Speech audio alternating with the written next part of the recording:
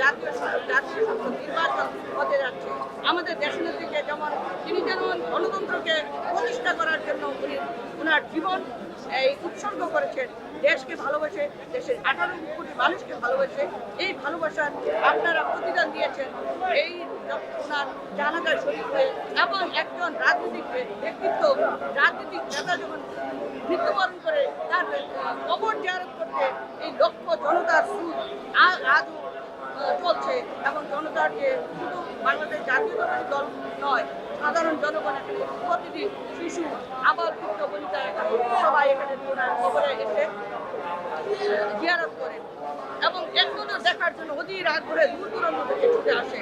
তিনি যেমন আমাদেরকে ছেড়ে বিদেশে যাননি এবং ওনার যে লক্ষ্য ছিল যে এই দেশের 18 কোটি মানুষই আমার সন্তান এবং এই দেশ আমার, এই দেশপ্রেম যেভাবে দেখিয়েছেন বাংলাদেশের মানুষও ওনার প্রতি যে শ্রদ্ধা জ্ঞাপন করেছেন, আমি বাংলাদেশের মানুষের প্রতি কৃতজ্ঞতা জানাই বাংলাদেশ জাতীয়তাবাদী দলের পক্ষ থেকে।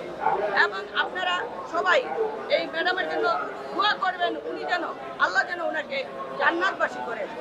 আর আরেকটি কথা বলতে চাই, সেটি হলো আপনারা এই 12ই ফেব্রুয়ারিতে এই ধানি শেষে ভোট দিয়ে বেগম খালেদা জিয়ার যে 31 দফা কর্মসূচি রাষ্ট্র মেরামতের জন্য উনি করে গেছেন, সেই মেরামত করার জন্য আমাদের যে দলের চেয়ারম্যান জনাব তারেক রহমান সাহেব যেন সেই অসম্পূর্ণ কাজগুলোকে সম্পূর্ণ করতে পারেন। এবং তিনি যে 25শে ডিসেম্বর বাংলাদেশে ফিরে এসে উনি বলেছেন আই হ্যাভ এ প্ল্যান, এবং উনি আবার বলেছেন এই আই হ্যাভ এ প্ল্যানটাকে 31 দফা কর্মসূচির মাধ্যমে এই জনগণকে সাথে নিয়ে তখন বলেছেন উই হ্যাভ এ প্ল্যান।